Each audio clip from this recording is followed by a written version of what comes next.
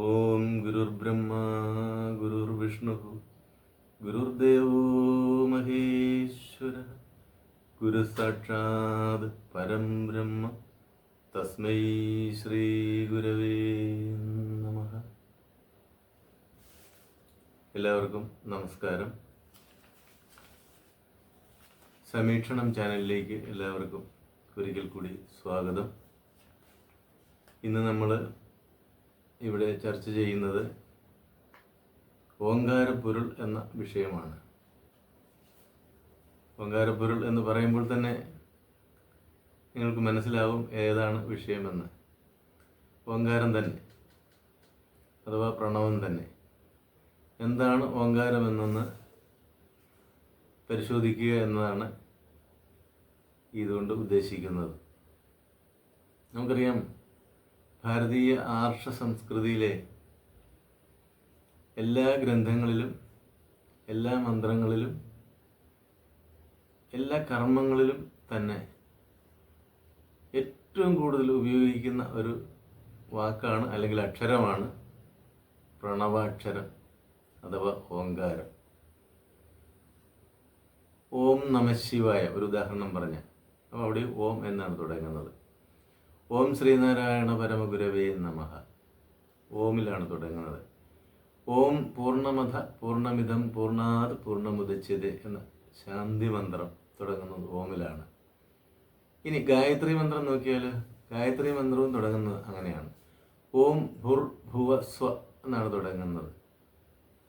മറ്റൊരു ശാന്തി മന്ത്രമായ ഓം സഹനാവവതു സഹനൗ പുനക്തു ഓമിലാണ് തുടങ്ങുന്നത്.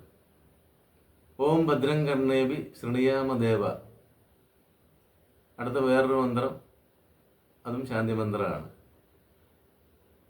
അതുപോലെ തന്നെ ഓം നമോ നാരായണായ ഏറ്റവും പ്രസിദ്ധമായ ഒരു മന്ത്രമാണ്, വിഷ്ണുവിനെ സ്തുതിക്കുന്ന മന്ത്രം. അത് ഓം നമോ നാരായണായ എന്നാണ് തുടങ്ങുന്നത്. ഇനി ഓം ഗുരുർബ്രഹ്മ ഗുരുർ വിഷ്ണു ഗുരുഗീതയിലുള്ള ഒരു മന്ത്രമാണ്. അതുപോലെ തന്നെ ഓം അഗ്നേ തവയ തേജസ് തത് ബ്രാഹ്മം എന്ന് ശ്രീനാരായണ ഗുരുദേവൻ ഹോമമന്ത്രത്തിൽ എഴുതിയിട്ടുണ്ട്. അതും ഓം എന്നാണ് തുടങ്ങിയിരിക്കുന്നത്. ഓം എന്ന് നീ സ്മരിക്കാത്മൻ എന്ന് തുടങ്ങുന്നതാണ് ഈശാവാസ്യോപനിഷത്തിലെ ഒരു പദ്യത്തിൻ്റെ തർജ്ജമയിൽ വരുന്നതാണ് ഗുരുദേവൻ എഴുതിയിരിക്കുന്നത്. ഓം മം മഹാഗണപതയേ നമ ഓമിലാണ് ആരംഭിക്കുന്നത്. ഓം ഗും ഗുരുഭ്യോ നമ ഓമിലാണ് ആരംഭിക്കുന്നത്. ഓം മൃത്യുഞ്ജയായ നമ.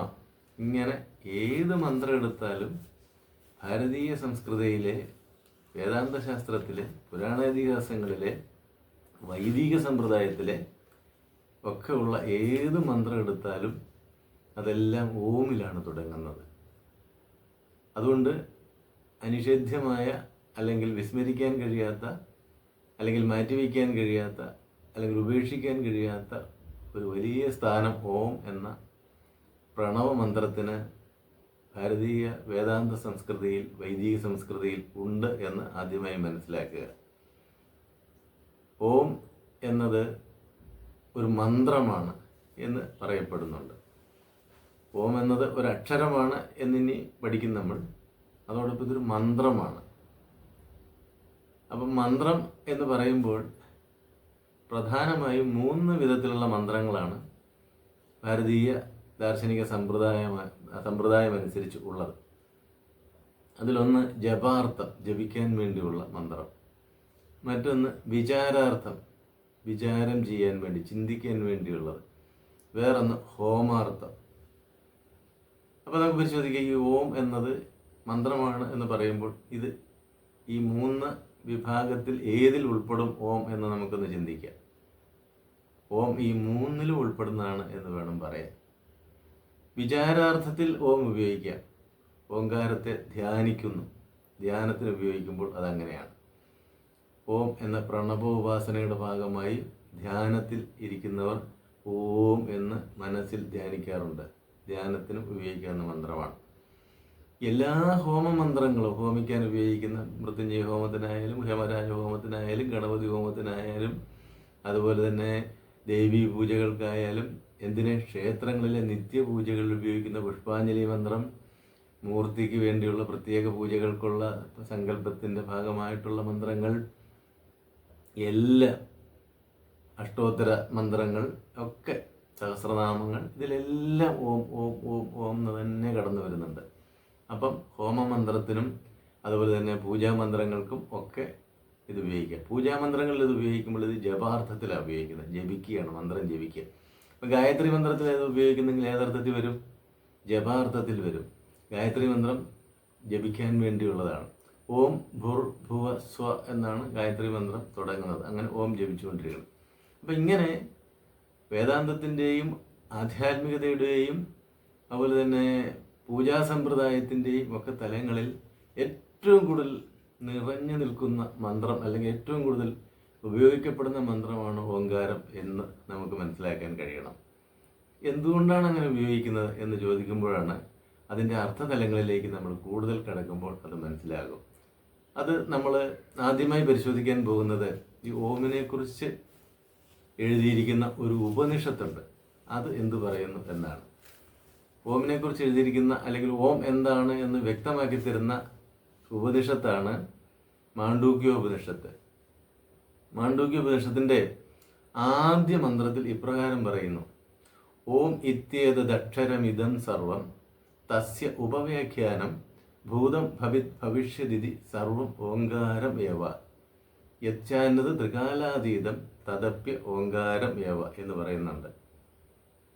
എന്താണ് അതിൻ്റെ അർത്ഥമെന്ന് നമുക്ക് പരിശോധിക്കാം. ഓം ഇത്യേതദ് അക്ഷരം ഇദം സർവം. ഓം ഇതി ഏതത് അക്ഷരം. ഓം ഇതി എന്ന് പറഞ്ഞാൽ ഓം എന്നുള്ള അല്ലെങ്കിൽ ഓം എന്നുള്ള, ഏതത് ഇത്, ഓം എന്നുള്ള ഇത് അക്ഷരമാണ്. ഓം എന്ന ഇത് അക്ഷരമാണ്. അക്ഷരം എന്ന് പറഞ്ഞാൽ ഇവിടെ നാശരഹിതമാണ്, ഭാഷാശാസ്ത്രപരമായുള്ള അക്ഷരമാണ് എന്നും എടുക്കാം. രണ്ടും ഇവിടെ അർത്ഥഭംഗം വരാതെ നമുക്ക് ഉപയോഗിക്കാൻ കഴിയുന്നതാണ് ഈ സന്ദർഭത്തിൽ. അപ്പോൾ ഓം എന്നുള്ളത് അക്ഷരമാണ് എന്നാദ്യം പറയുന്നു. പിന്നെയോ ഇതം സർവം, ഈ കാണുന്ന സർവവും എന്നാണ് ഇതം സർവം എന്ന് പറയാം. തസ്യ അതിൻ്റെ ഉപവ്യാഖ്യാനം. ഇതം സർവം തസ്യ ഉപവ്യാഖ്യാനം എന്ന് പറഞ്ഞാൽ ഈ കാണുന്ന സർവവും അതിൻ്റെ ഉപവ്യാഖ്യാനമാണ് എന്നാണ് അർത്ഥം. എന്താണ് ഉപവ്യാഖ്യാനവും വ്യാഖ്യാനവും തമ്മിലുള്ള വ്യത്യാസം? ഓമിൻ്റെ വ്യാഖ്യാനം നേരിട്ടുള്ളത് ബ്രഹ്മം എന്നാണ് എന്ന് വരുന്നുണ്ട്. അത് മറ്റു പല ഉപനിഷത്തുകളിലും അങ്ങനെ തന്നെയാണ് പറയുന്നത്. നമ്മൾ മനസ്സിലാക്കേണ്ടത് അങ്ങനെയാണ്. അപ്പം ബ്രഹ്മത്തിൻ്റെ ഉപവ്യാഖ്യാനമാണ് ഈ കാണായ സർവം എന്ന് പറഞ്ഞാൽ അതിൻ്റെ അർത്ഥം എന്താണ്? ബ്രഹ്മം യാതൊരു രൂപഭാവങ്ങൾക്കും വിധേയമാവുകയില്ല. എന്നാൽ ബ്രഹ്മത്തിൽ നിന്നാണ് സർവ്വരൂപഭാവങ്ങളും, ആ രൂപഭാവങ്ങളെ എല്ലാം ഉൾപ്പെടുന്ന, വ്യക്തിസത്ത എല്ലാം ഉൾപ്പെടുന്ന ഈ പ്രപഞ്ചവും ഉണ്ടായി വരുന്നത്, നിലനിൽക്കുന്നത്, അതിൽ ചെന്നാണ് വിലയം പ്രാപിക്കുന്നത് എന്ന് ആണ് ഉപനിഷത് ശാസ്ത്രം നമ്മളെ പഠിപ്പിക്കുന്നത്. അപ്പോൾ ആ ഉപനിഷത് ശാസ്ത്രദൃഷ്ടിയ പരിശോധിക്കുമ്പോൾ അതിൻ്റെ വ്യാഖ്യാനമല്ല, ഉപവ്യാഖ്യാനമാണ് സർവവുമായി ഇവിടെ ഈ വിളങ്ങി നിൽക്കുന്ന, ഈ പ്രപഞ്ചത്തിൽ വിളങ്ങി നിൽക്കുന്ന സ്വരൂപങ്ങൾ എല്ലാം എന്നുള്ള അർത്ഥത്തിലാണ് തസ്യ ഉപവ്യാഖ്യാനം എന്ന് ഇവിടെ പറഞ്ഞിരിക്കുന്നത്. ഇനി ഭൂതം ഭവിത് ഭവിഷ്യദിതി സർവം ഓങ്കാരം ഏവ. ഭൂതം എന്ന് പറയുന്നതും ഭവത് എന്ന് പറയുന്നതും ഭവിഷ്യത് എന്ന് പറയുന്നതും സർവവും ഓങ്കാരം തന്നെയാണ് എന്നാണ് പറയുന്നത്. ഭൂതം എന്താണ്? ഭൂതകാലം. ഭവതോ ഭവിച്ചുകൊണ്ടിരിക്കുന്നത്, ഇപ്പോൾ ഭവിച്ചുകൊണ്ടിരിക്കുന്നത്, അത് വർത്തമാനകാലമാണ്. ഭവിഷ്യതോ ഇനി വരാനിരിക്കുന്നത്. അപ്പോൾ കഴിഞ്ഞു പോയതും ഇപ്പോൾ നടന്നുകൊണ്ടിരിക്കുന്നതും ഇനി വരാനിരിക്കുന്നതുമായ യാതൊന്ന് ഉണ്ടോ, അല്ലെങ്കിൽ അങ്ങനെ വരാനിരിക്കുന്നതുമായ സർവവും ഈ ഓമിൻ്റെ പരിധിയിൽ വരുന്നതാണ്. ഓം അല്ലാതെ വേറൊന്നുമില്ല. അപ്പോൾ അങ്ങനെ പറയണമെങ്കിൽ എന്തായിരിക്കും അത് സത്യമായിരിക്കണം. സത്യത്തെ സംബന്ധിക്കുന്ന നിർവചനമുണ്ട്. അസ്ഥി അസ്ഥി എന്ന് സകലോപരി നിൽപ്പതൊന്നേ സത്യം. ഇത് ഉണ്ട് ഒന്ന് എല്ലാത്തിനും ഉപരി നിൽക്കുന്നതാണ് സത്യം. അപ്പോൾ ഈ സർവവും ഉണ്ടായി വരുന്നതിന് നിദാനമായിരിക്കുന്ന ഒരു ചൈതന്യമുണ്ട് എന്ന് ആത്മവിദ്യ പഠിപ്പിക്കുന്നത് പോലെ തന്നെ ഭൗതിക ശാസ്ത്രം ഇപ്പോൾ അംഗീകരിച്ചു വന്നിരിക്കുകയാണ്. അപ്പോൾ ആ ചൈതന്യമാണ് ഓം എന്നാണ് ഈ പറഞ്ഞിരിക്കുന്നത്.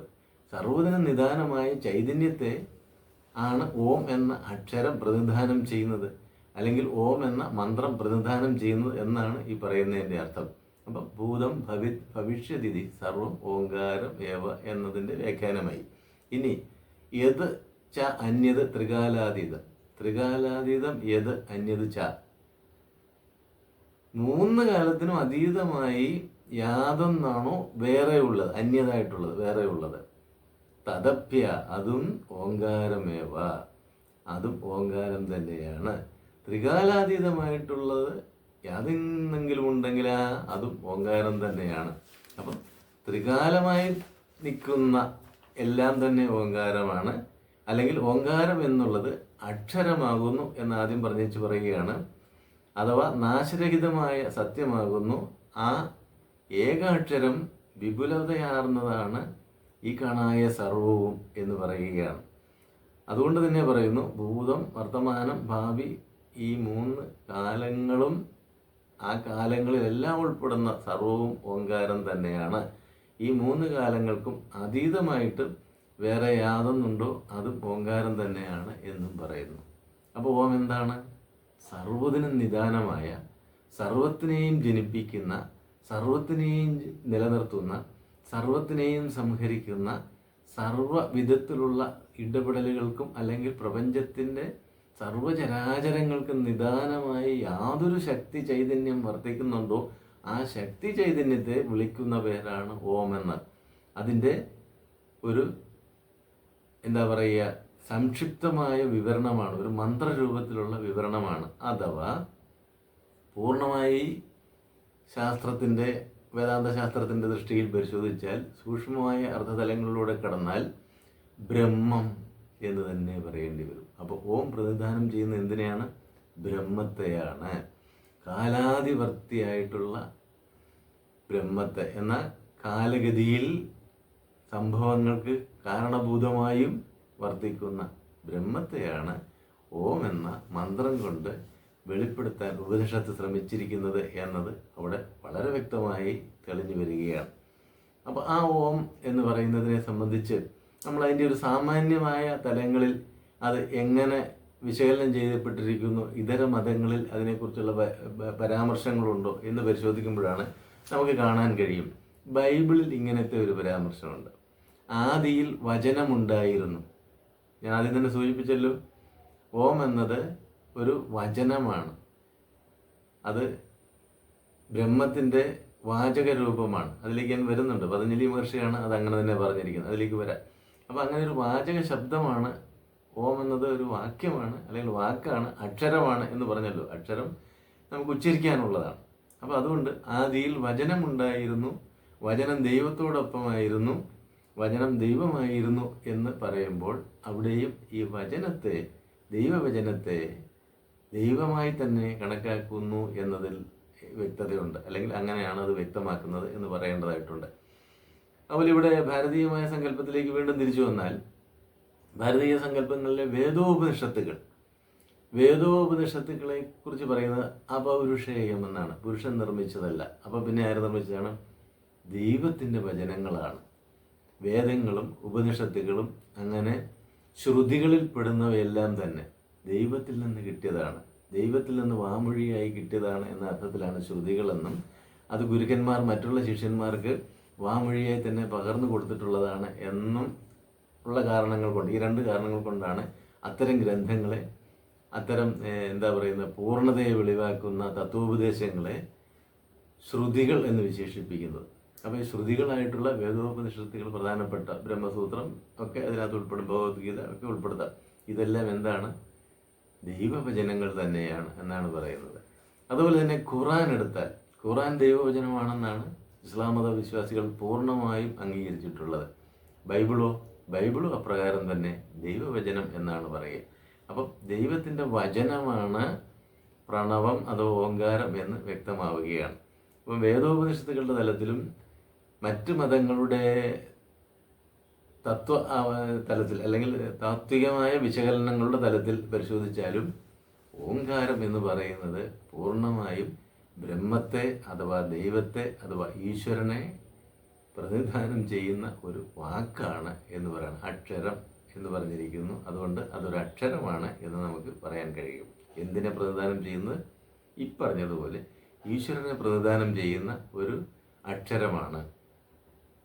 അതുകൊണ്ടാണ് ഈ പുരാണങ്ങളിൽ സൃഷ്ടിയെക്കുറിച്ച് പറയുമ്പോഴും ആദ്യമായിട്ടുണ്ടായത് ശബ്ദ തന്മാത്രയാണ്. ആകാശത്തിൽ ശബ്ദ തന്മാത്ര. ആ ശബ്ദ തന്മാത്രയുടെ സൂക്ഷ്മഭാവം എന്ന് പറയുന്നത് ഓം എന്ന രൂപത്തിലായിരുന്നു എന്ന് പറയപ്പെടുന്നുണ്ട്. അപ്പോൾ ആദ്യം ഉണ്ടായത് ശബ്ദ തന്മാത്ര. പഞ്ചഭൂതങ്ങളുടെ സൃഷ്ടിയാണ് ആദ്യം ഉണ്ടായത്. ആ പഞ്ചഭൂതങ്ങളുടെ സൃഷ്ടിയിൽ ആദ്യമായി ഉണ്ടായ ഭൂതത്തിൻ്റെ പഞ്ചഭൂതങ്ങളിലെ സൂക്ഷ്മഭാവത്തിൽ ഈ ആകാശം അല്ലെങ്കിൽ ശബ്ദത്തിൻ്റെ തന്മാത്രയാണ് ഉണ്ടായത്. രണ്ടാമതായിട്ടുണ്ടായത് ശബ്ദ തന്മാത്രയും സ്പർശ തന്മാത്രയും കൂടി ചേരുന്ന വായു ആണ് സൃഷ്ടിക്കപ്പെട്ടത് എന്ന് പറയുന്നു. മൂന്നാമതുണ്ടായത് ശബ്ദ തന്മാത്രയും സ്പർശ തന്മാത്രയും അതുപോലെ തന്നെ രൂപതന്മാത്രയുമുള്ള അഗ്നി ഉണ്ടായി എന്ന് പറയുന്നു. നാലാമതോ ശബ്ദവും സ്പർശവും രൂപവും രസവുമുള്ള ജലതന്മാത്രയും. അഞ്ചാമതായി ശബ്ദവും സ്പർശവും രൂപവും രസവും ഗന്ധവുമുള്ള പൃഥ്വിയുടെ തന്മാത്രയും ഉണ്ടായി എന്ന് പറയുന്നു. ഇങ്ങനെ ഈ പഞ്ചഭൂതങ്ങളുണ്ടായി. ഈ പഞ്ചഭൂതങ്ങളുടെ പ്രത്യേക അനുപാതത്തിൽ അഥവാ വ്യത്യസ്തമായ അനുപാതത്തിലുള്ള കൂടിച്ചേരലാണ് പ്രപഞ്ചത്തിലെ ഈ ദൃശ്യപ്രപഞ്ചത്തിന് അല്ലെങ്കിൽ ദൃശ്യജാലങ്ങൾക്ക്, അത് ജീവജാലങ്ങൾക്കും ജീവനില്ലാത്ത ഭൗതികമായിട്ടുള്ള ജഡ വസ്തുക്കൾക്കും എല്ലാം നിദാനമായിട്ടുള്ളത് എന്നാണ് വേദാന്തം നമ്മെ പഠിപ്പിക്കുന്നത്. അപ്പോൾ അവിടെയും നമുക്ക് കണ്ടെത്താൻ കഴിയും, ആദ്യമായിട്ട് സൃഷ്ടിക്കപ്പെട്ട ശബ്ദ തന്മാത്രയ്ക്ക് നിദാനമായ ഒരു ആദിമ മന്ത്രമാണ് ഓങ്കാരം എന്ന് പറഞ്ഞാൽ അതിലും തെറ്റില്ല. നേരത്തെ പറഞ്ഞു കഴിഞ്ഞല്ലോ, ധ്യാനത്തിനും ജപത്തിനും ഹോമത്തിനും ഒക്കെ എടുക്കാൻ കഴിയുന്നു, അല്ലെങ്കിൽ അതിനൊക്കെ സ്വീകരിക്കപ്പെടുന്ന ഒരു മന്ത്രമാണ് ഓം എന്ന്. അപ്പോൾ എല്ലാ അർത്ഥത്തിലും ഓം പൂർണ്ണമായും നാം ഉൾക്കൊള്ളേണ്ട ഒരു മന്ത്രമാണ് എന്ന് തെളിയിക്കുന്ന തരത്തിലാണ് നമ്മുടെ വേദാന്ത ശാസ്ത്ര ശാഖ ഓമിനെ നമുക്ക് പരിചയപ്പെടുത്തി തരുന്നത് അല്ലെങ്കിൽ പഠിപ്പിച്ചു തരുന്നത്. ഇനി ഓമിനെ കുറിച്ച് മറ്റൊരു പേര് നൽകിക്കൊണ്ട് ഓമിനെ വർണ്ണിക്കുന്ന ശാസ്ത്രീയമായ വിശകലനം നമുക്ക് കാണാൻ കഴിയുന്നത് പതഞ്ജലി മഹർഷിയുടെ യോഗസൂത്രത്തിലാണ്. യോഗസൂത്രം നമുക്കറിയാം. നമുക്ക് 6 ദർശനങ്ങളുള്ളതിൽ 4ാമത്തെ ദർശനമായിട്ട് പറയുന്നതാണ് പതഞ്ജലി മഹർഷിയുടെ ഈ യോഗ ദർശനം എന്ന് പറയുന്നത്. ഒന്നാമത്തെ ന്യായ ദർശനം, അടുത്തത് വൈശേഷികം, അതുപോലെ തന്നെ 3ാമത്തത് സാഖ്യം, 4ാമത്തത് യോഗം, അത് കഴിഞ്ഞാൽ 5ാമത്തത് പൂർവ്വമീമാംസ, 6ാമത്തത് ഉത്തരമീമാംസ. ഇങ്ങനെ 6 ദർശനങ്ങളാണ് യഥാർത്ഥത്തിൽ പ്രാചീന ഭാരതത്തിൻ്റെ ദർശനങ്ങളായിട്ടുള്ളത്.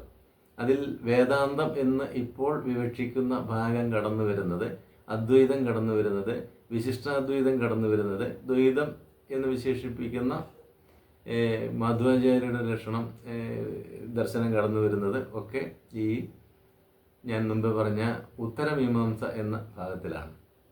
അപ്പം ഈ ദർശനങ്ങളിലെ 4ാമതായി പ്രതിപാദിക്കുന്ന കാലഗണനയിലായിരിക്കാം ഇത് 4ാമത് വന്നത് എന്ന് കരുതുകയാണ്. ആ ദർശനമാണ് പതഞ്ജല യോഗ ദർശനം. അതിലെ പാതഞ്ജല സൂത്രമാണ് അതിൻ്റെ പ്രമാണ ഗ്രന്ഥം. ഈ പാതഞ്ജല സൂത്രത്തിലെ 1ാമത്തെ സർഗം അല്ലെങ്കിൽ 1ാമത്തെ അധ്യായം സമാധിപാദമാണ്. ആ സമാധിപാദത്തിലെ 27ാമത്തെ സൂത്രത്തിൽ പറയുന്നു, തസ്യ വാചക പ്രണവ. തസ്യ വാചക പ്രണവ എന്ന് നമുക്ക് പറയാം. തസ്യ വാചക എന്ന് പറഞ്ഞാൽ അതിൻ്റെ വാചകം എന്നാണ്. തസ്യ അതിൻ്റെ, വാചക എന്ന വാചകം എന്താണ്? വാചകം എന്ന് പറഞ്ഞാൽ പേര്. അതിൻ്റെ വാചകം, അതിൻ്റെ അഥവാ അതിൻ്റെ പേര് എന്താണ്? പ്രണവം എന്നാണ്. ഏതിൻ്റെ? തസ്യ എന്ന് പറഞ്ഞാൽ അത് എന്നും അതിൻ്റെ എന്നും വേദാന്ത ശാസ്ത്രശാഖയിൽ സംബോധന ചെയ്യുന്നത് ബ്രഹ്മത്തെയാണ്. ഇത് എന്നും ഇതിൻ്റേതെന്നും സംബോധന ചെയ്യുന്നത് പ്രാപഞ്ചികതയാണ്. ഞാനത് മുമ്പ് സൂചിപ്പിച്ചിട്ടുള്ളതാണ്. അപ്പോൾ പ്രാപഞ്ചികതയ്ക്ക് അപ്പുറം നിൽക്കുന്ന അത് എന്ന് പറഞ്ഞാൽ ബ്രഹ്മത്തെയാണ് പ്രതിദാനം ചെയ്യുന്നത്.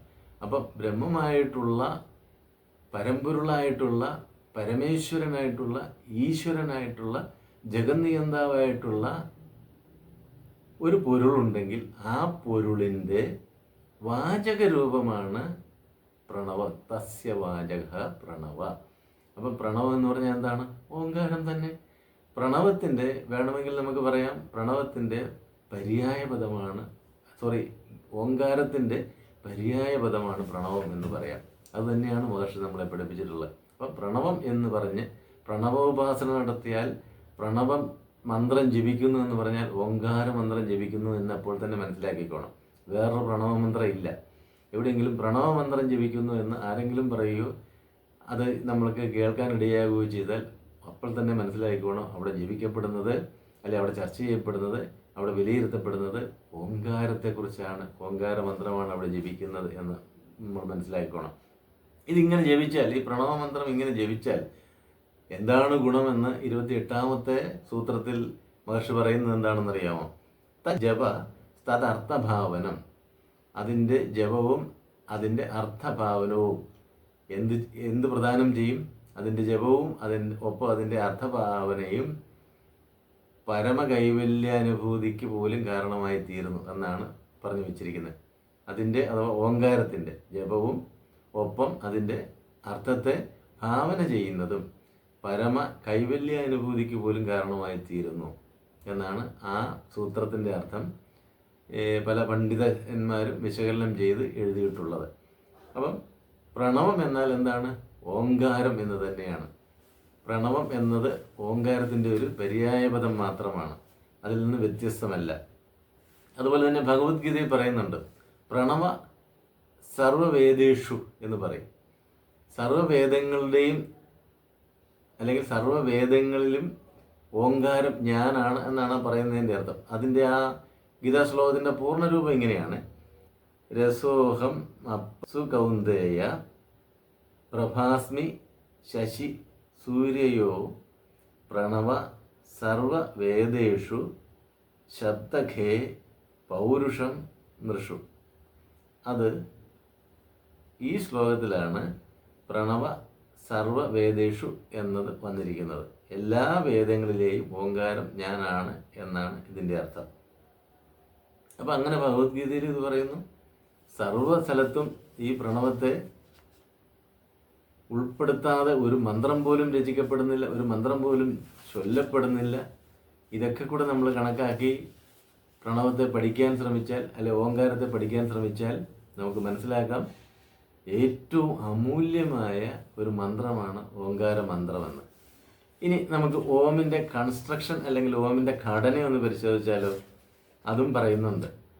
ഓം ഈ പറഞ്ഞ ഉപനിഷത്തിൽ, ഞാൻ മുമ്പ് പറഞ്ഞ ഉപനിഷത്തിൽ അഥവാ മാണ്ഡൂക്യ ഉപനിഷത്തിൽ ഓമിൻ്റെ ഘടന പറയുന്നുണ്ട്. അത് ഇപ്രകാരമാണ്: ഓം എന്നത് ആ ഉ മ എന്ന 3 അക്ഷരങ്ങൾ ചേർന്ന് രൂപപ്പെടുന്നതാണ് എന്ന്. ആ ഉ എന്ന ഈ 2 അക്ഷരങ്ങൾ സ്വരാക്ഷരങ്ങളാണ്. മ എന്ന് പറയുന്നത് വ്യഞ്ജനാക്ഷരവും സംസ്കൃതത്തിലുള്ളതാണ്. ഈ 3 അക്ഷരങ്ങൾ ഹ്രസ്വമായതുകൊണ്ട് 3 മാത്ര വീതമുള്ളൂ. മാത്ര എന്ന് പറഞ്ഞാൽ ഒരു അക്ഷരം ഉച്ചരിക്കാൻ എടുക്കുന്ന സമയത്തെ ക്ലിപ്തപ്പെടുത്തിക്കൊണ്ടാണ് മാത്ര എന്ന് പറയുന്നത്. ദീർഘാക്ഷരങ്ങൾ ഉച്ചരിക്കണമെങ്കിൽ 2 മാത്ര അതിന് വേണ്ടി വരും. അപ്പോൾ 3 മാത്ര കൊണ്ടാണ് ഓം ജപിച്ചു തീരേണ്ടതെന്ന് പ്രാഥമികമായി തന്നെ നമ്മൾ മനസ്സിലാക്കണം.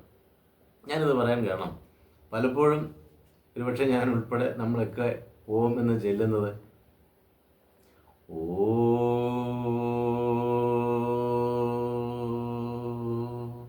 ഇങ്ങനെയാണ്. വാസ്തവത്തിൽ അത് തെറ്റാണെന്നേ പറയാൻ പറ്റുള്ളൂ. കാരണം 3 മാത്ര കൊണ്ട് തീരേണ്ടതാണ് ഓം എന്ന മന്ത്രത്തിൻ്റെ ഉച്ചാരണം. 3 മാത്ര എടുക്കുമ്പോൾ അത്രയും സമയം ആകില്ല. ഇത് എത്ര നേരം നീട്ടുന്നത്? അങ്ങനെ നീട്ടി തെറ്റായി ചെല്ലുന്നത് നമ്മൾ ശീലിക്കരുത് എന്നാണ് എനിക്ക് പറയാനുള്ളത്. ഓം എന്ന് ചൊല്ലിയാൽ അത് 3 മാത്രയാവും.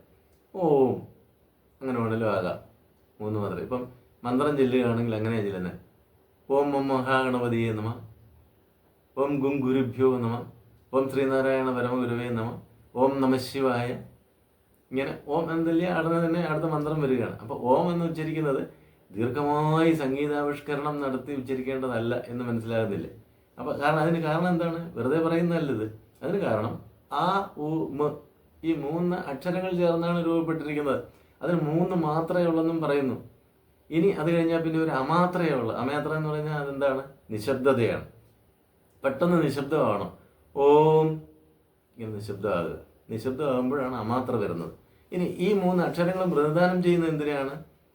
ആ എന്നത് ജാഗ്രതാവസ്ഥയെ പ്രതിദാനം ചെയ്യുന്നു. അവിടെ ആ സമയത്ത് ബോധത്തിൻ്റെ ഭാവത്തെ വൈശ്വാനരൻ എന്നാണ് പറയുന്നത്. വൈശ്വാനരൻ എന്ന് പറഞ്ഞാൽ ആക്റ്റീവായിരിക്കുന്ന അവസ്ഥയാണ്. വൈശ്വാനരൻ എന്ന് പറയുമ്പോൾ ഈ പ്രപഞ്ചത്തിൽ നടക്കുന്ന സർവ്വചരാചരങ്ങളിലെ സർവ്വ പ്രവർത്തനങ്ങളെയും വിലയിരുത്താൻ കഴിയുന്ന ജാഗ്രതാവസ്ഥ. അതാണ് ആ സമയത്ത് ഈ ആ എന്ന അക്ഷരത്തെ പ്രതിനിധാനം ചെയ്യുന്നത് ജാഗ്രത അവസ്ഥയാണെന്നും വൈശ്വാനരനാണ് എന്നും പറയുന്നത്. രണ്ടാമത്തത് ഉ എന്ന് പറഞ്ഞ സ്വപ്നാവസ്ഥയെ തൈജസൻ ആയിട്ടാണ് അപ്പോഴത്തെ ആത്മഭാവത്തെ അല്ലെങ്കിൽ ബോധഭാവത്തെ വേദാന്തത്തിൽ വർണ്ണിച്ചിരിക്കുന്നത്. അത് കഴിഞ്ഞാൽ പിന്നെ എന്ന് പറഞ്ഞാൽ സുഷുപ്തി ഭാവത്തെയാണ് വർണ്ണിച്ചിരിക്കുന്നത്. ഈ മൂന്നിനുമാണ് മാത്രകളുള്ളത്, ഉച്ചരിക്കാൻ സമയമെടുക്കുന്നത്. അത് കഴിഞ്ഞാലുള്ളത് തുരീയം. തുരീയം എന്ന് പറഞ്ഞാൽ അതിൻ്റെ അർത്ഥം നാലാമത്തെ അവസ്ഥ എന്നേ ഉള്ളൂ. അത് ഏത് ഭാവത്തിലാണെന്ന് വർണ്ണിക്കപ്പെടുന്നേ ഇല്ല. അതിൻ്റെ കാരണം എന്താണെന്ന് വെച്ചാൽ അത് ഭാവാധിവർത്തിയാണ്. തുരീയത്തിന് ഭാവം പറയാൻ പറ്റുകയില്ല, ഇന്ന ഭാവത്തിലാണെന്ന്. കാരണം നമുക്ക് സുഷുപ്തി പോലും പറയാൻ പറ്റുന്നില്ല. ഒരു മനുഷ്യനെ സംബന്ധിച്ചാണെങ്കിൽ ജാഗ്രതാവസ്ഥയാണ് സജീവാവസ്ഥ, എല്ലാ കാര്യങ്ങളും അറിയുന്നത്. സ്വപ്നാവസ്ഥയിൽ ബാഹ്യമായ ഇന്ദ്രിയങ്ങൾ പ്രവർത്തിക്കുന്നില്ലെങ്കിൽ ആന്തരികമായ ഇന്ദ്രിയങ്ങളുടെ പ്രവർത്തനം ഉള്ളതുകൊണ്ടാണ് ബാഹ്യമായി നാം കാണുന്നതും അറിയുന്നതുമായ രൂപത്തിൽ സ്വപ്നം കാണാൻ കഴിയുന്നത്. എന്നാൽ സുഷുപ്തിയിലെത്തുമ്പോൾ സ്വപ്നാവസ്ഥ പോലും ഇല്ല. അവിടെ കാരണശരീരം മാത്രമേ പ്രവർത്തിക്കുന്നുള്ളൂ. ആ കാരണശരീരം എന്ന് പറഞ്ഞാൽ ആത്മാവിൻ്റെ ഒരു ഭാഗമാണ്. ആത്മാവിനെയാണ് സൂക്ഷ്മം, സ്ഥൂലം, കാരണം എന്നൊക്കെ മൂന്നായി തിരിച്ചിട്ടുള്ളത്. അത് വേറെ വിഷയമായിട്ട് അതിൽ കിടക്കുന്നില്ല, എങ്കിൽ പോലും സൂചിപ്പിച്ചു എന്ന് മാത്രമേ ഉള്ളൂ. അപ്പോൾ അതിൻ്റെ അപ്പുറം കടന്നു നിൽക്കുന്ന ഒരു ഭാവമാണ് തുരീയ ഭാവം എന്ന് പറയുന്നത്. അപ്പോൾ ഇതെവിടെയുണ്ട്, അല്ലെ ആർക്കുണ്ട്? ഇത് ഋഷീശ്വരന്മാർക്കോ സത്യദർശികൾക്കോ മാത്രം അനുഭവവേദ്യമാകുന്ന ഒരു തലമാണെന്നാണ് ആധികാരിക ഗ്രന്ഥങ്ങളൊക്കെ അതിനെക്കുറിച്ച് പറയുന്നത്. അപ്പോൾ ഇത് നമുക്ക് സാധാരണ മനുഷ്യനെ സംബന്ധിച്ച് തുരീയം എന്താണെന്ന് മനസ്സിലാക്കാനേ കഴിയുകയില്ല, മനസ്സിലാകുക പോലും ഇല്ല. അതുകൊണ്ടാണ് ഇതിനെ വർണ്ണിക്കുമ്പോൾ അല്ലെ ഇതിനെ വെളിവാക്കുമ്പോൾ പോലും തുരീയം എന്ന് പറഞ്ഞിരിക്കുന്നത്. തുരീയം എന്ന് പറഞ്ഞാൽ നാലാമത്തെ ഭാവം എന്നേ അർത്ഥമുള്ളൂ. ആ ഭാവത്തിന് അല്ലെങ്കിൽ ആ ഭാവം എന്താണെന്ന് പറയാൻ പറ്റില്ല. അത് ആനുഭൂതികമാണ്. അപ്പോൾ ആനുഭൂതികമായ ഒരു തലം കൂടി ചേർത്താണ് ഈ ഓമിൻ്റെ ഘടന രൂപകൽപ്പന ചെയ്തിരിക്കുന്നത് എന്നുകൂടി നമ്മൾ അറിയണം. ഇത് ഋഷീശ്വരന്മാർ ചെയ്തതാണ്. ഇത് സംസ്കൃത ഭാഷയിൽ തന്നെ ഉള്ളതാണ്. പക്ഷേ സംസ്കൃത ഭാഷയുടെ തലങ്ങളിൽ ഭാഷയിലുള്ള അക്ഷരങ്ങളെ വിശകലനം ചെയ്താൽ ഓം എന്ന രൂപത്തിലുള്ള ഒരക്ഷരം ഇല്ല. ഒരു ഉദാഹരണം പറഞ്ഞത് ഇതാണ് ഓമിൻ്റെ രൂപം. ഇത് കണ്ടല്ലോ, ഇതാണ് ഓമിൻ്റെ രൂപം. ഈ ഓമിൻ്റെ ഈ ഘടനയിൽ ഇതിൻ്റെ ആദ്യ ഭാഗം ഈ ഭാഗം കണ്ടോ, സംസ്കൃതത്തിലെ ആ എന്ന അക്ഷരത്തിൻ്റെ ആദ്യ ഭാഗമാണ്. രണ്ടാമത് ഇങ്ങനെ കീഴോട്ട് വളഞ്ഞ് ഇരിക്കുന്ന ആ വാല് പോലത്തെ ഭാഗമുണ്ടല്ലോ, അത് ഊ എന്ന അക്ഷരത്തിൻ്റെ ദീർഘമായ ഊവിൻ്റെ ഭാഗമാണ്. ഇനി ചന്ദ്രക്കല പോലെ ഇവിടെ മുകളിൽ കാണുന്നത് ചന്ദ്രക്കല പോലെ, അത് എന്നതിൻ്റെ ഭാഗമാണ്. അങ്ങനെ ആയുടെയും ഊവിൻ്റെയും മായുടെ ഭാഗമായ എന്നുള്ളതിൻ്റെതും ചേർത്തിട്ട് ഒരു പ്രത്യേക രൂപത്തിൽ രൂപകൽപ്പന ചെയ്തിരിക്കുന്നതാണ് ഓം എന്ന അക്ഷരം. അതുകൊണ്ട് ഇത് ഭാഷയിലെ അക്ഷരങ്ങളുടെ ഭാഗമായിട്ട് നമ്മൾ പരിശോധിച്ചാൽ ഒരു ഭാഷയിലും ഈ രൂപത്തിലുള്ള അക്ഷരമില്ല. അതാണ് അതിൻ്റെ ഏറ്റവും വലിയ സവിശേഷത.